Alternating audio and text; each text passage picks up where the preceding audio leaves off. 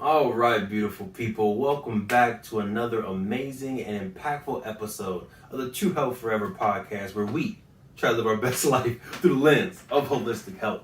I'm your host, De'Von Truvel, creator of Black Wall Street, the board game.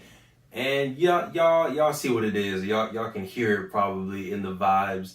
Today is another solo day, but y'all know when I'm solo, when the queen has to hold it down the other way, because again, she's finishing up her last round of her MBA, so y'all send her strength, send her energy, send her vibes.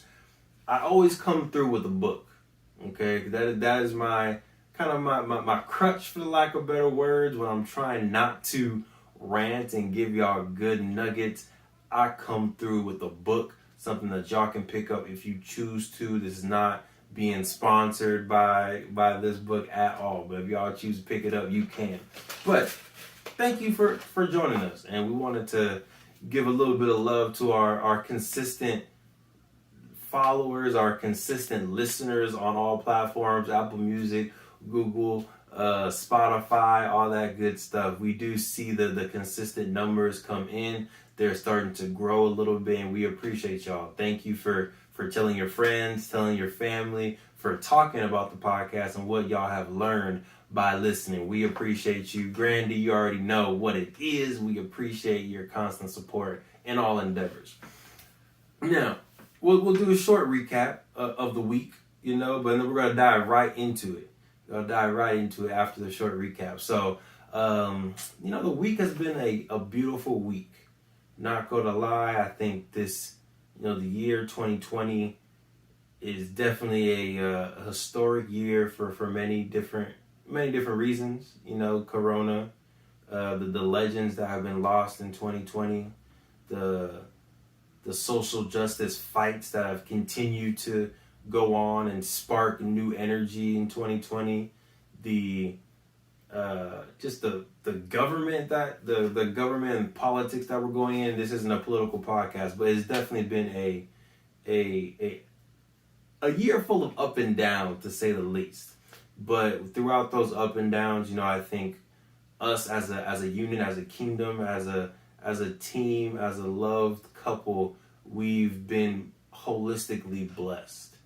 We've had, a few close people to us come down with Corona, but no one has been lost. Thank the ancestors, thank God. Us ourselves, due to our, whatever you want to call it, our health regimen, the Organifi that we're not sponsored with, but we still appreciate you. Our daily workouts, our diet, whatever it is, but we've been healthy. We haven't come down with anything, knock on wood. So, this week has just been a continuum of the year's blessings already, if that makes grammatical sense. The smart one's not here to correct me on my grammar, so y'all might get a whole bunch of made up words today. All right, but overall, it's been a blessed week. We got some good stuff in the works, and we're definitely going to keep on going with momentum, most definitely. But today, we want to talk a little bit about perception, and specifically perception when it comes to marketing. All right, so the three things that we're going to cover are going to be perception for you and when you are being marketed to, and kind of be able to make intentional decisions when that is happening. Number two, how you market your personal brand, who you are as a individual, as a friend, as a son, as a husband, as a person, just who you are. And then number three, how you market your own business or how you market your own products. All right, so without further ado, let's get into the episode.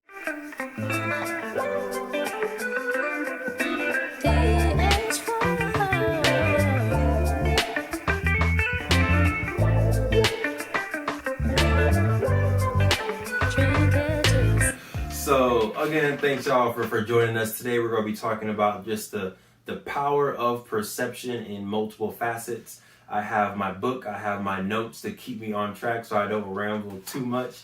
So the book that we're going to go over today, and this is, again, not a sponsor, but a very powerful and short form book. All right, I will note, it is a nice compact, short form book. Usually when I go to the airport or wherever I travel, I'll take this book and sometimes one other book with me just because it's a nice quick read and it always gives me a new nugget. So this one is called the 22 Immutable, I like that word, Laws of Marketing. Okay, the specific chapter that we're going to go through is going to be, if you guessed it correctly, chapter 4, the law of perception. Marketing is not a battle of products, it is a battle of perception. All right, so very interesting chapter. This chapter is only 6 pages, right? So that's why, again, I really like this book. Definitely, I'm sure you can grab it at your local bookstore or at your local online bookstore, but feel free. It's a cheap buy for the amount of game that it gives you.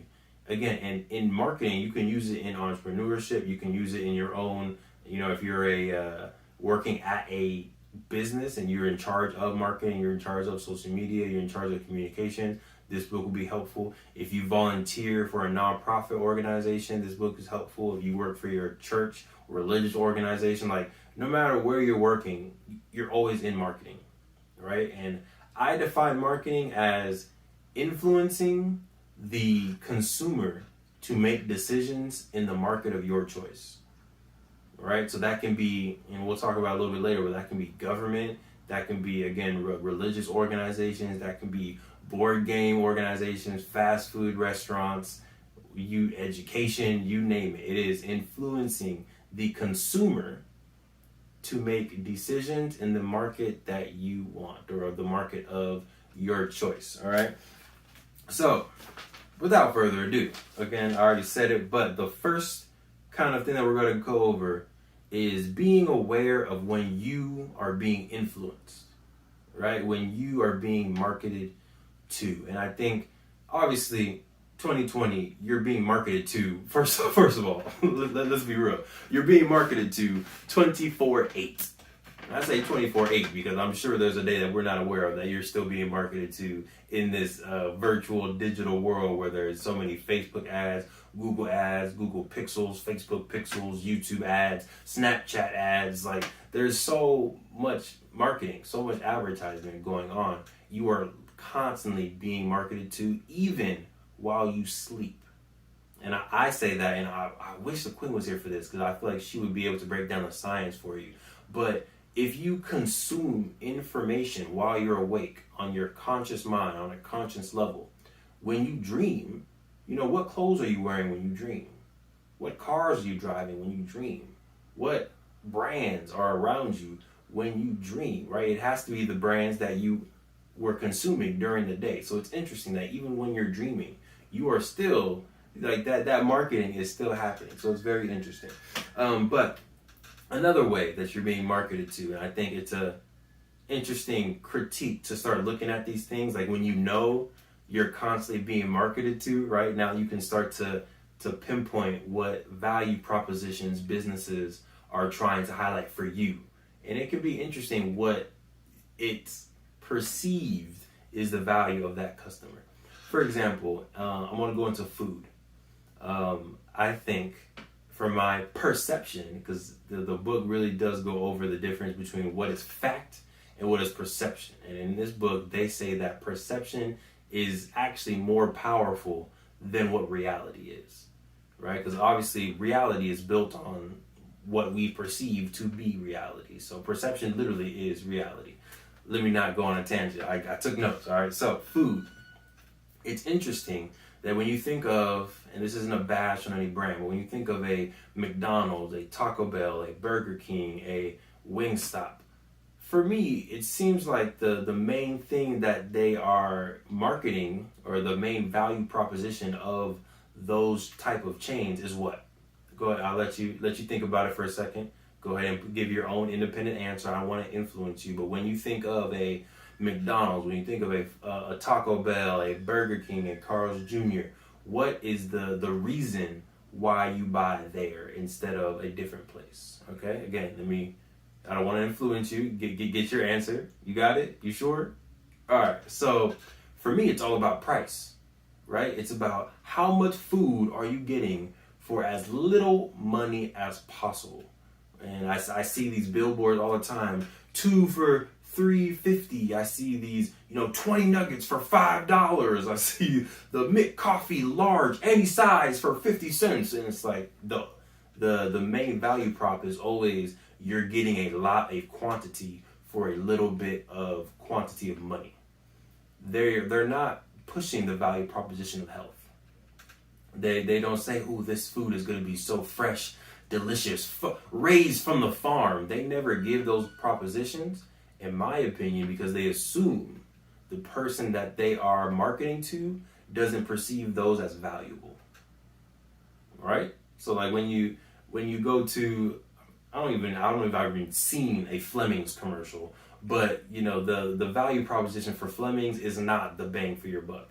It's not the 2 steaks for $3. It's the 1 steak, 6 ounce for $60. It's the quality of the meat that you're purchasing, right? You're not purchasing the quantity. So I find that interesting that these industries are marketing the value proposition of cheapness, of affordability, because they think that that is the number one buying point value proposition for their consumer, which they may or may not be true, right? That for most folks, maybe that is true, all right? Second thing along the whole, be aware of the marketing and what that marketing is trying to say about the consumer is the propositions.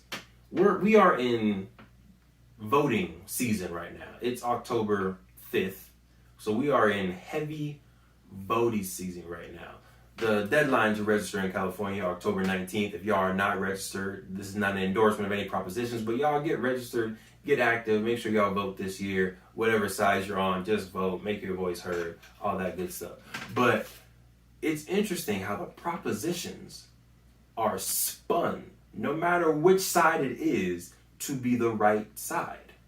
Right? Whether it's a yes on Prop 16, a no on Prop 15, a yes on Prop 22, a no on Prop 22. Either commercial that you see, you're like, dang. Like, I think they might be right. And then you see the other commercial and it's like, dang, they might be right, because each side is playing to different sensories of your perception. And I don't know which proposition this is. Maybe 23. The one that has to do with like diabetes and medical care. And I saw it and I was like, do you know a family member that has diabetes? And it's like, oh, like the first line, right? The very first line. And sorry if that snap was loud on the podcast, y'all. My bad. I got powerful hands. But the first line, they're already going directly to your emotions. I don't even know what else they say after that. All I know is they're asking me if I have a family member with diabetes, which I do. So it makes me think that I should vote in favor of whatever this is saying, because emotionally, I'm already invested, right? So please do research before you go to the voting polls, because government and propositions is all marketing, it's all strategy, it's all influence.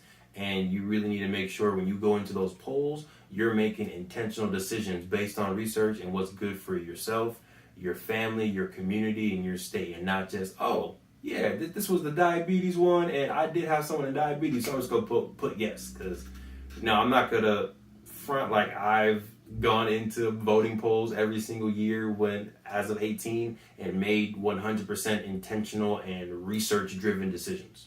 But this year, I will be doing that, right? And hopefully, years to come, I will be doing that, because, the more grown we get, the more real-world implications these voting and propositions and assembly bills and presidential candidates have on the real world. So that's one thing. Last thing with this section, all right? And this is a section on influencing and it's on how you are influenced by others, and really making sure that you're keeping track of that and you're making intentional decisions. Last one that I think may be the most powerful one and the most tampered with one is real estate. Think about it. Think about how real estate is 100% built on perception of where that property is located. For example, you go to a spot in a quote unquote good neighborhood. It's next to a really good, high performing blue ribbon school. Around the corner is a nice, grocery store where they sell organic produce. They have a nice park around the corner as well where your kids can play. And the real estate agent will always talk about all these amazing perks that can be perceived as valuable. And all those things give direct value to the real estate property, right? So it usually homes in perceived good neighborhoods next to a perceived good school, their value's higher than properties where you go in, you walk around and there's, dirt everywhere. So it's perceived to be messy. The school around the corner maybe is a low performing school. Also, probably it's low funded school, right? So that's also why it may be performing not so high. Maybe around the corner from there is a park, but maybe there's, graffiti on that park. So again, it's perceived to be a bad neighborhood. So you can get a house that's the exact same square footage, has the same rooms, bedrooms, and maybe the house itself looks exactly the same and is painted the same, has the exact same aesthetic value and tangible value to it. But because the perception of the neighborhood is different, that property will be worth two different values.